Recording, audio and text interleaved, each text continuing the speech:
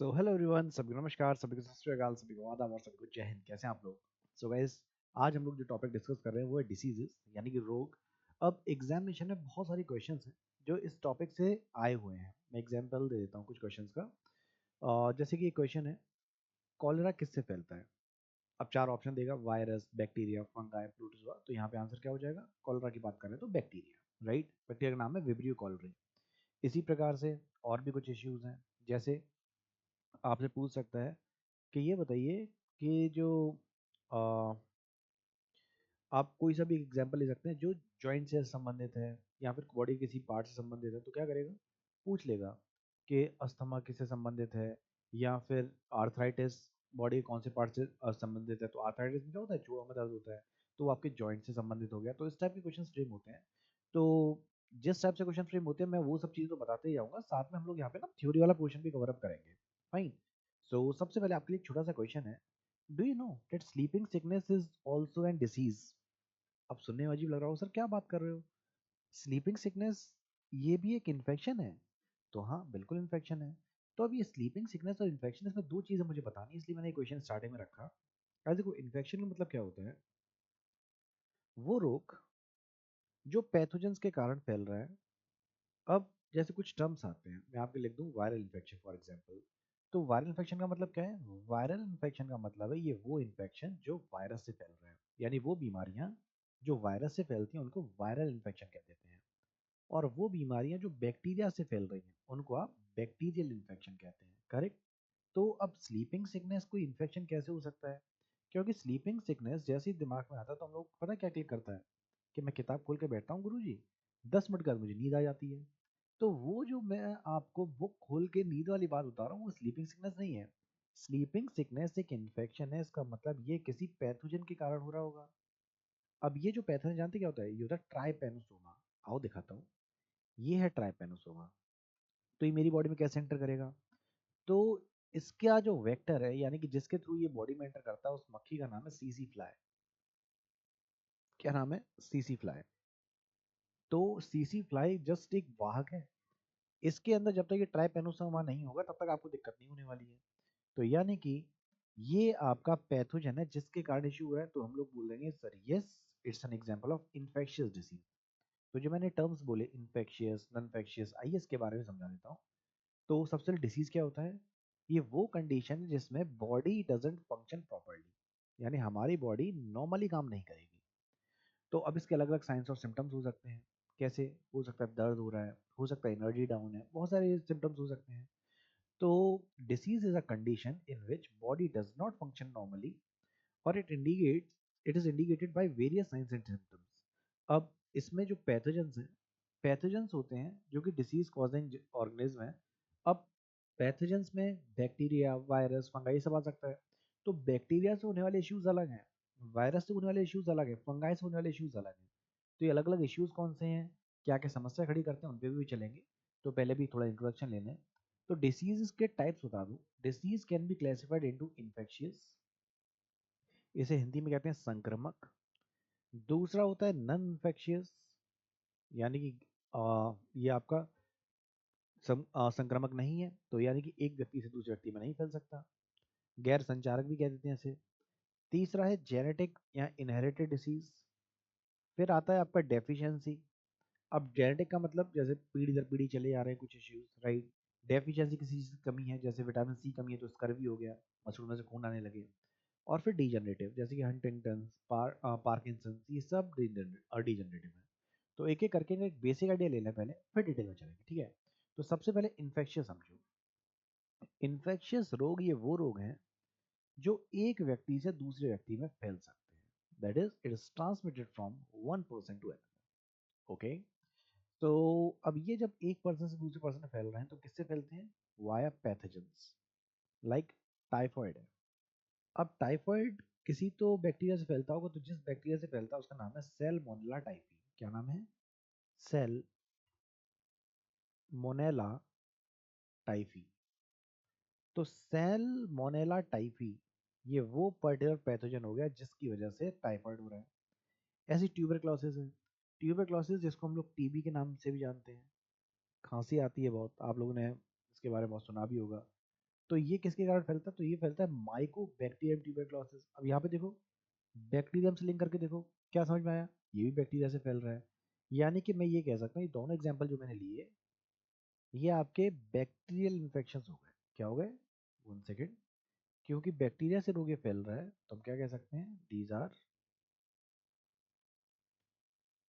Bacterial infections, right? These are bacterial infections. Got it. चलो, तो ये वाला पार्ट ही हमारा सॉर्ट हुआ। इसके बाद आगे बढ़ा जाए। अब गाइस, जो नॉन इन्फेक्शियस डिसीज होते हैं, ये एक पर्सन से दूसरे पर्सन में नहीं फैल सकते। तो नाम से समझ में आ रहा है, नॉन इन्फेक्शियस, गैर संक्रामक। एक पर्सन दूसरे पर्सन में नहीं फैल सकते, तो इसका मतलब एक तरह देखा जाए तो पैथोजन से भी नहीं फैलते होंगे। जैसे डायबिटीज मेलिटस है। अब डायबिटीज किसकी वजह से होता था? आपने देखो पूरी बायो खत्म कर ली है, राइट? यही टॉपिक बचा था। तो अगर मैं आपसे पेंक्रियाज की बात करूंगा, यानी अग्नाशय, तो पेंक्रियाज में एक पार्ट होता था, आइसलेट ऑफ लैंगरहैंस, जिसको हम लोग हिंदी में लैंगरहैंस की दीपिकाएं भी कहते थे। अब ये जो आइसलेट ऑफ लैंगरहैंस हैं, अल्फा सेल, बीटा सेल और डेल्टा सेल यहाँ प्रेजेंट है। तो अल्फा सेल से जो निकलता है मेरे भाई, उसको बोलते हैं ग्लूकागॉन। क्या बोलते हैं? अल्फा सेल से निकलने वाला है glucagon.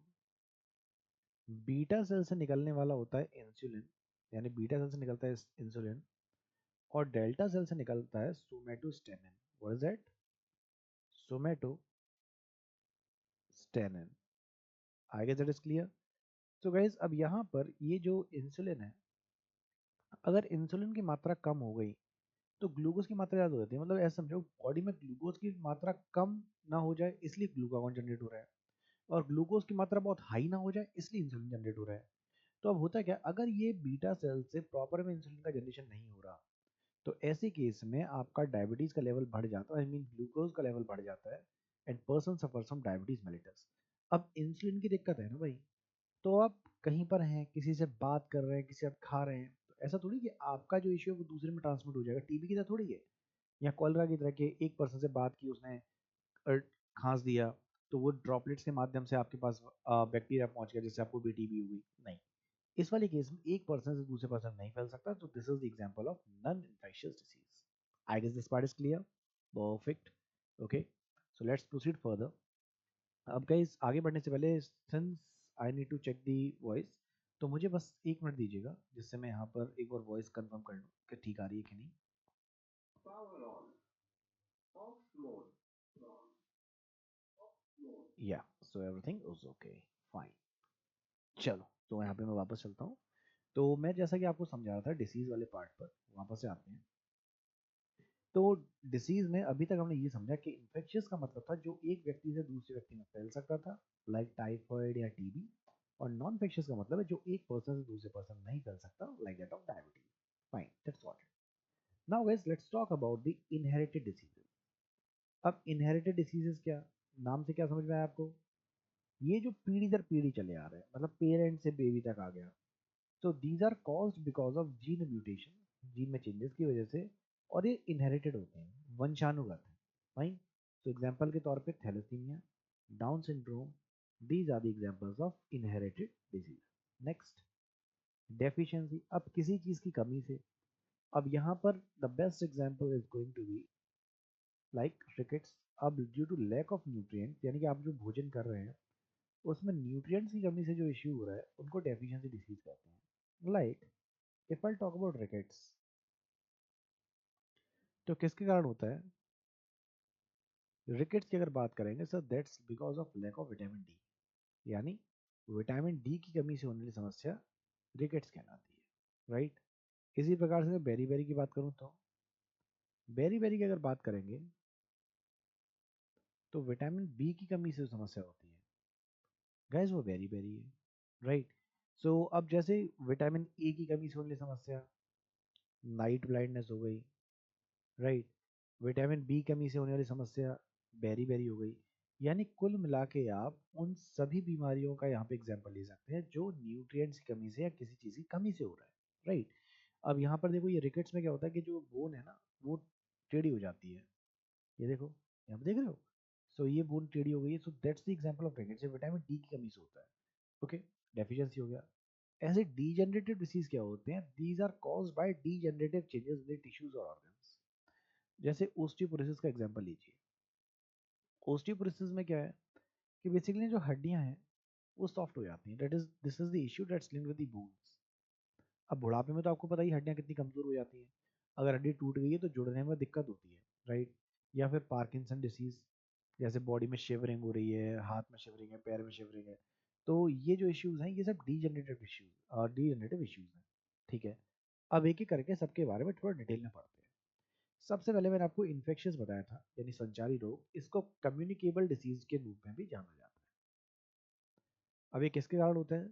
So it is caused by various pathogens, जैसे कि virus, bacteria, protozoans, fungi, parasites. तो ये इन्फेक्शियस डिसीज वो डिसीज हैं जो एक व्यक्ति से दूसरे व्यक्ति में फैल सकते हैं, और ये कहीं ना कहीं पैथोजेंस जैसे कि virus, bacteria, protozoa, fungi, parasite, इनकी वजह से होता है। तो कुछ नाम ले लें। जैसे वायरल इन्फेक्शन पे चलो, तो वायरल इन्फेक्शन नाम समझ में आ गया, किसकी वजह से? वायरसोनल रोग। अब वायरसोनल रोग जैसे डेंगू है। अब डेंगू आपको सर, ये तो मच्छर से होता है। गाइस, जो आप डेंगू के लिए बात कर रहे हैं, तो इस डेंगू वाले पार्ट पर याद रखना मेरे भाई कि डेंगू मच्छर केवल वाहक है। उस मच्छर के अंदर डेंगू वायरस अगर होगा तो ही आपकी बॉडी में ये डेंगू इश्यू आएगा, वरना नहीं आएगा। तो क्या समझ में आया? सर, डेंगू बेसिकली वायरस की वजह से हो रहा है। उस मच्छर वो सिर्फ वाहक है, वो उसको कैरी करके ला रहा है आपके पास। That's it. So this is important to know. COVID कौन नहीं जानता इसके बारे में? 2019 में डिस्कवर हुआ, राइट, और 2020 में तो लॉकडाउन लग ही गया था। सो कोविड 19, इन्फ्लुएंजा, एड्स, ये सारे के सारे वायरल इन्फेक्शन एग्जाम्पल हैं। अच्छा, एड्स की फुल फॉर्म क्या होती है? Acquired immuno acquired immuno deficiency syndrome. क्या नाम है? Acquired immuno deficiency syndrome. ये हो गया। अब इसकी टेस्टिंग किससे होती है? तो एड्स की जो टेस्टिंग है मेरे भाई, वो टेस्टिंग होती है एलिसा से। क्या इसकी फुल फॉर्म पूछी जाती है? बिल्कुल पूछी जाती है भाई। तो इसकी फुल फॉर्म भी आपको याद रखनी है। इसकी फुल फॉर्म क्या होती है? एंजाइम लिंक्ड इम्यूनो सॉर्बेट ऐसे। What is it? Enzyme linked immuno sorbate ऐसे, ये इसकी फुल फॉर्म। बात समझ में आ गई? ठीक है। अब ये सर कौन से वायरस की वजह से फैलता है, उस पर भी आ जाओ। तो जिस वायरस की वजह से फैलता है उस वायरस का नाम है HIV। क्या फुल फॉर्म है इसकी? Human immuno deficiency virus. So human immuno deficiency virus, that's the full form of HIV। तो ये वायरस का हो गया। ये तीनों की तीनों फुल फॉर्म से पूछी गई हैं। टेस्टिंग कैसे होती है ये भी पूछी गई है। तो हर एक चीज जो मैं मेंशन कर रहा हूँ, प्लीज मिस मत करिएगा। They all are important. Next, bacteria से लोग क्या कहलाएंगे? बैक्टीरियल इन्फेक्शंस, जैसे कॉलेरा, डिप्थीरिया, मेनिंजाइटिस। ये सारे के सारे इश्यूज हैं जो बैक्टीरियल इन्फेक्शंस हैं। अब कॉलेरा से आपके क्वेश्चंस बता दूं। ये कुछ क्वेश्चंस आपका, जैसे ही कॉलेरा का ना, ये क्वेश्चन पूछा था, which of the following is a waterborne disease. तो यहाँ पर क्योंकि एग्जाम का पूछा हुआ है तो ऐसे मेंशन कर देता हूँ। ये एक वाटरबॉर्न डिसीज का एग्जाम्पल है। It's an example of waterborne disease, right. अब ये जो फैलता है, इसका नाम है vibrio cholerae. Vibrio cholerae last में बताऊंगा। वैसे मैं कुछ इंपॉर्टेंट जो बैक्टीरिया वायरस के नाम है वो याद रखने हैं। सारे नहीं ऑब्वियसली, क्योंकि बहुत सारे ऐसे। तो फिर डिप्थीरिया, मेनिंजाइटिस, ये वो बीमारियां हैं जो बैक्टीरिया से लगती हैं। ठीक है। Next, fungal infection. Fungal infection किससे फैलता है? फंगाई से। Like ringworm of the body, athletes foot. अब इसकी छोटी सी ट्रिक बताऊं, मजा आ जाएगा। सो इसके लिए ट्रिक ये है, आप ऐसे याद कर लो, फंगस से होने वाले रोग क्या है, कवक से होने वाले रोग, गंजा दामाद खाए फ्रूट। सो गंजा दामाद खाए फ्रूट। सो गंजा से क्या याद हो जाएगा, गंजापन, दैट इज बाल्डनेस। गंजा से क्या याद हो गया, गंजापन यानी कि बाल्डनेस। दाद मतलब वो रिंगवर्म वाला पार्ट, राइट। खा से खाज, दैट इज इचिंग। और ए फुट से याद हो जाएगा athletes foot. What is it, athlete foot. तो इस तरीके से ना आप चीज़ों को लिंक कर सकते हैं, थोड़ा इजी हो जाता है इन ट्रिक से। खैर, सो रिंगवर्म, एथलीट्स फुट, ये सारे इश्यूज फंगस से होते हैं। प्रोटोजोआ, प्रोटोजोल इन्फेक्शन जो प्रोटोजोल से होते हैं, इसका एग्जांपल मैंने क्लास की जब स्टार्टिंग की थी तब बताया था, स्लीपिंग सिकनेस इसी का है।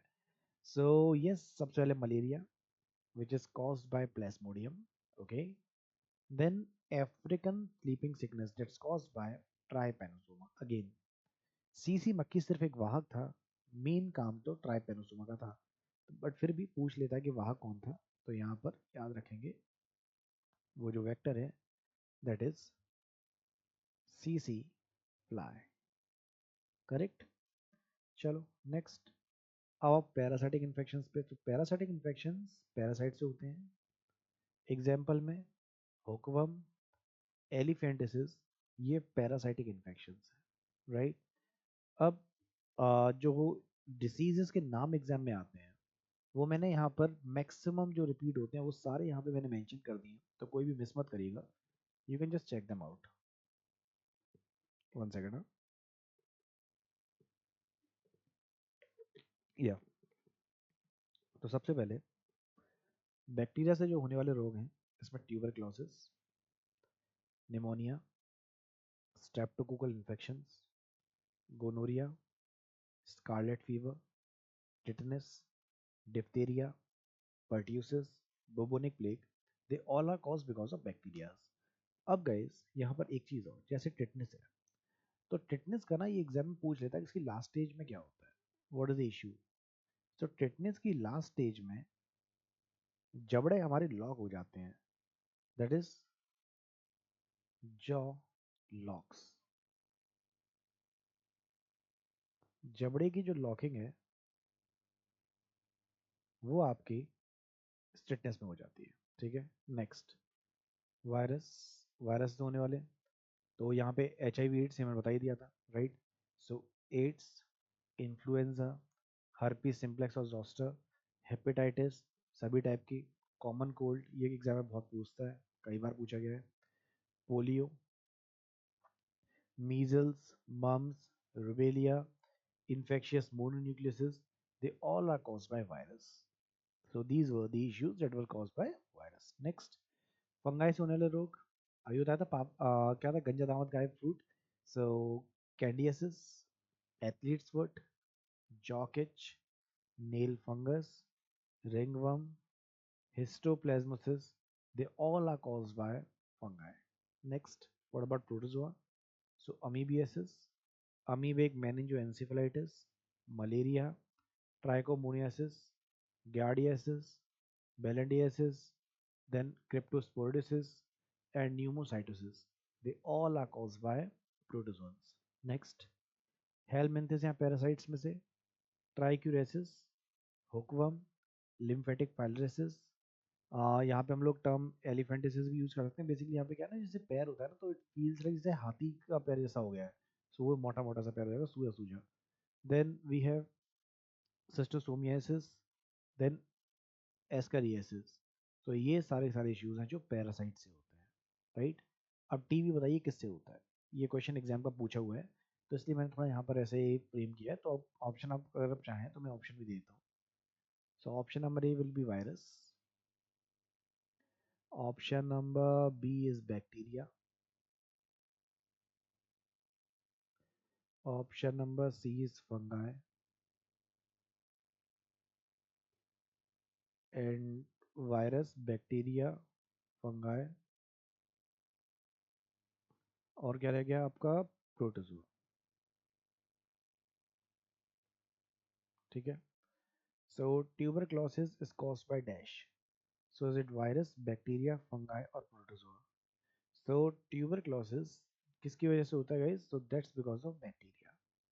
सो ट्यूबरक्लोसिस बेसिकली बैक्टीरिया की वजह से होता है। और यही एग्जाम जैसे ये आपका रेलवेज में तो यही पूछेगा। अगर आप ऐसे सीजीएल का एग्जाम भी दे रहे हैं तो सीजीएल के एग्जाम में यहाँ पर अब ऑप्शन कैसे रख सकता है कि बैक्टीरिया का नाम रख देगा। उसमें से नाम होगा Mycobacterium, Mycobacterium tuberculosis. So Mycobacterium tuberculosis is actually the name of the bacteria, right? Okay. Typhoid is in dash. So typhoid is which type of infection? So as typhoid is a bacterial infection. तो अभी कैसे question frame कर सकता है कि typhoid किस type का infection है, बैक्टीरियल, वायरल, तो ऐसे करके चार ऑप्शंस देगा, तो you will find bacterial is the option. Elephantiasis अब क्या है? तो एलिफेंटिस जो होता था किससे होता था? पैरासाइटल इन्फेक्शन है। अब पैरासाइट्स वाले पार्ट से हो रहा है तो पैरासाइटल। तो इन्फेक्शन वाला पार्ट मैं आपको बता रहा था, तो यहाँ पे इमेज भी थी, ये देखो। तो ये आपका पैरासाइटिक इन्फेक्शन का एग्जाम्पल हो गया एलिफेंटिस। तो ये क्वेश्चंस आपको एग्जाम में याद रखने हैं, इस टाइप से रेडी करता है। तो क्या है? Parasitic infection. और जैसा कि मैंने बोला, इसमें नाम ये हाथी पाँव बेसिकली एलिफेंट जैसा ही दिख रहा है ना, पैर मोटा मोटा सा, इसलिए उसका नाम रख दिया गया है। नेक्स्ट, अब आते हैं नन इन्फेक्शियस पे। नन इन्फेक्शियस का मतलब है वो रोग जो एक व्यक्ति से दूसरे व्यक्ति में नहीं फैल सकते। जैसे मान लो किसी को हार्ट से रिलेटेड कुछ इशू है, ब्लड प्रेशर का इशू है, डायबिटीज है, कैंसर है, तो गाइज ये चीजें एक पर्सन से दूसरे पर्सन में ट्रांसफर नहीं होती। अच्छा, कैंसर का मतलब क्या होता है गाइज? कैंसर का मतलब है uncontrolled cell division. What is it? Uncontrolled cell division. अब ये किसी की बॉडी में अगर हो रहा है तो अब उसका खाना खा के उसके बात करने से आपकी बॉडी में थोड़ी सेल डिवीजन होने लगेगा अनकंट्रोल, नहीं। तो ये आपके नॉन इन्फेक्शियस है। अब ये किसकी वजह से हो सकता है? Due to unhealthy food choices. जैसे कि फूड जो आप खा रहे हैं उसमें मान लो कि it has a high content of sodium, तो इससे क्या होगा? It will lead to hypertension, right, high blood pressure. Foods with high content of bad cholesterol leads to heart diseases. अब बैड कोलेस्ट्रॉल में आपको याद रखना है, यहाँ पर क्या आते हैं? एलडीएल्स आते हैं। एलडीएल का मतलब क्या है? LDL stands for low density lipoprotein. What is it? Low density lipoprotein, right.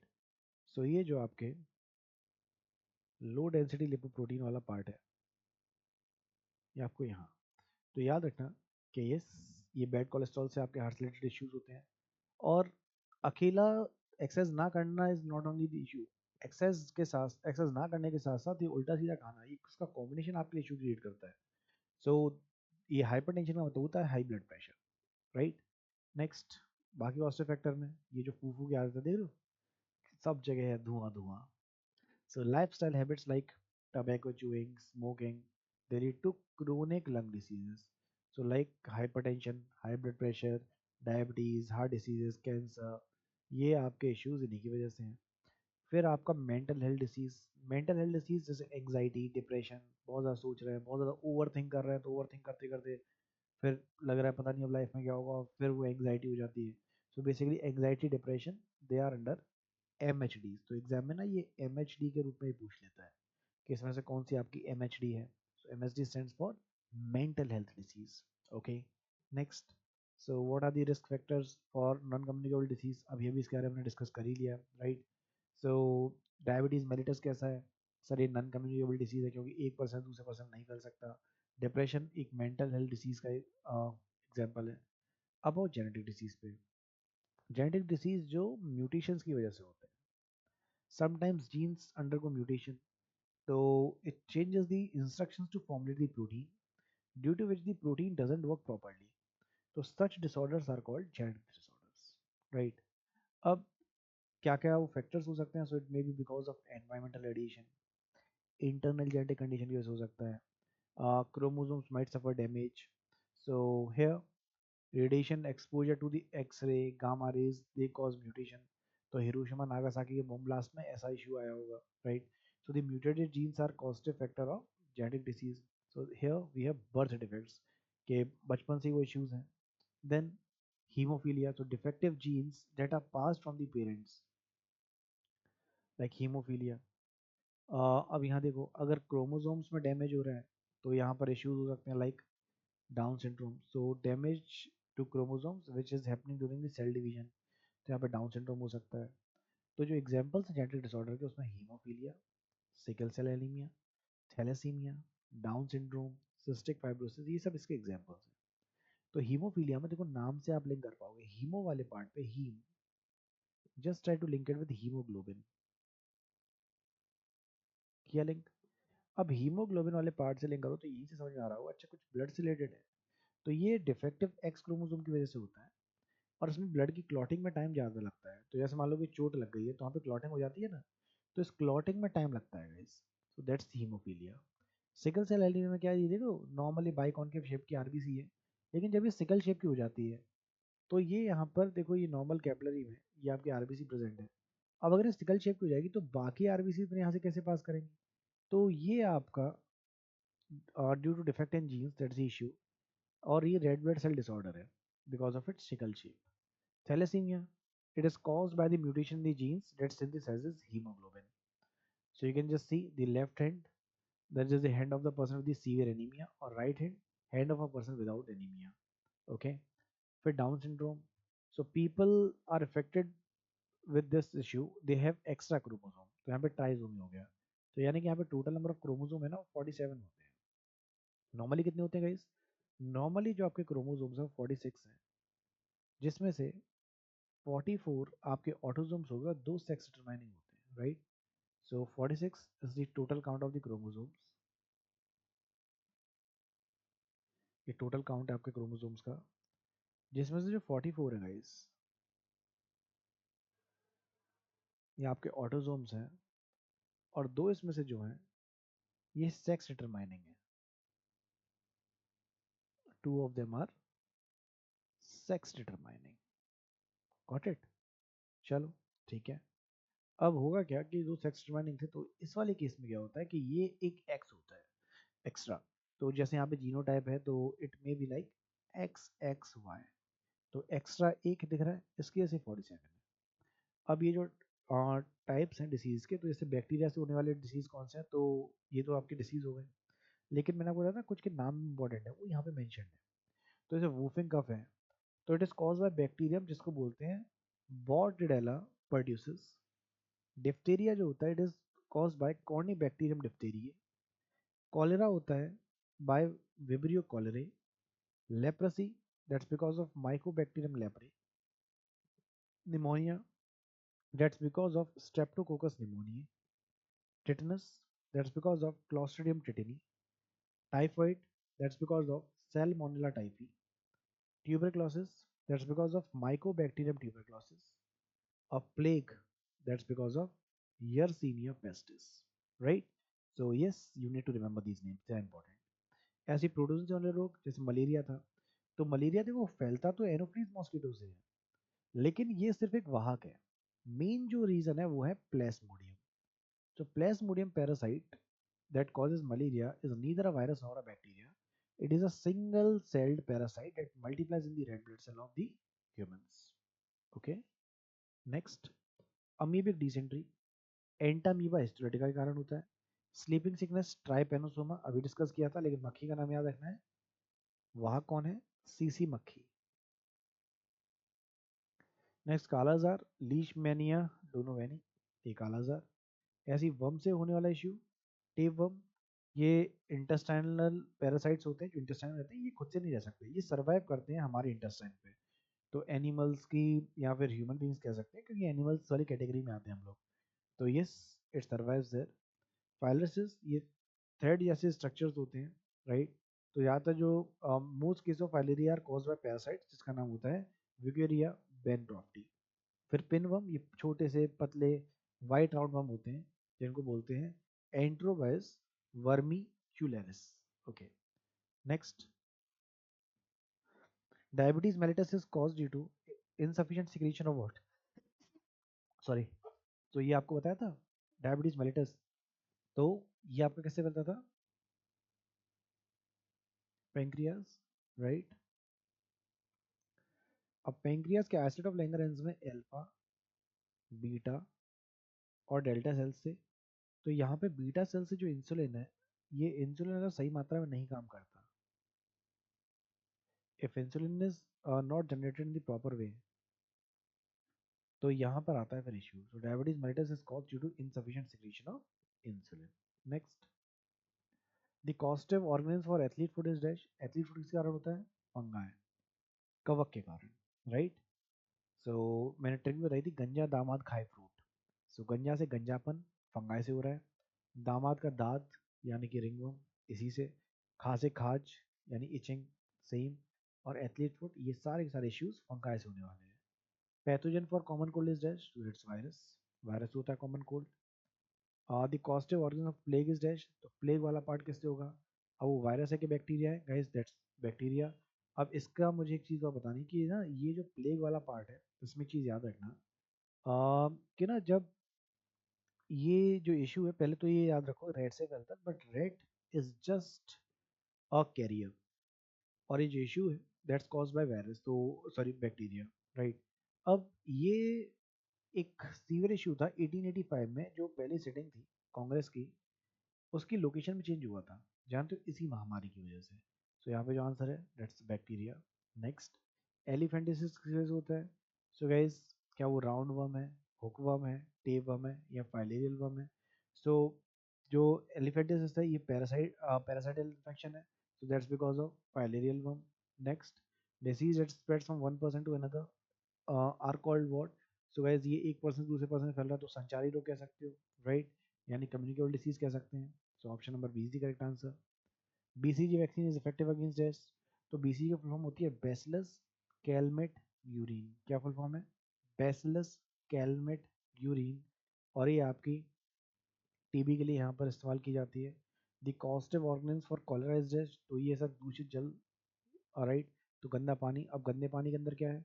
गंदे पानी के अंदर जैसे मान लो विब्रियो कॉलरे है, तो वो बैक्टीरिया है। सो विब्रियो कॉलरे बेसिकली बैक्टीरिया का नाम है, लिख भी देता हूँ, vibrio cholerae. So Vibrio cholerae, the causative organism for the cholera is Vibrio cholerae. That's option number A. Cystic fibrosis and hemophilia are the examples of what? So cystic fibrosis और hemophilia ये क्या है? ये genetic disease है guys, अभी discuss किया था। Thalassaemia से क्या होता है? Thalassaemia affects our hemoglobin, right? So आज हमने क्या क्या पढ़ा उसको फटाफट से रिवाइज कर लेते हैं। कोई डाउट्स हैं, क्वेरीज हैं, तो प्लीज पूछ लीजिए, झिझकना नहीं, ठीक है? क्योंकि ये टॉपिक इंपॉर्टेंट है, एग्जाम में यहाँ से क्वेश्चन आते हैं, तो it's important to know. Fine, so एक बार देख लेते हैं। तो हमने ये समझा कि जो डिसीज़ है, ये आपके infectious, non infectious, genetic, deficiency disease, इन अलग अलग कैटेगरीज में डिवाइडेड है। तो इन्फेक्शियस डिसीज वो होते हैं जो एक पर्सन से दूसरे पर्सन में फैल रहे हैं, लाइक टीबी, कॉलेरा, डिप्थीरिया, एक पर्सन से दूसरे पर्सन में फैल जाते हैं। और टीबी वाले पार्ट पे याद रखना, एग्जाम में पूछा हुआ था ये कैसे फैल जाता है, तो इवन ये ड्रॉपलेट के माध्यम से फैल जाता है, by droplet transmission. Okay, so it is also spreaded by droplet transmission.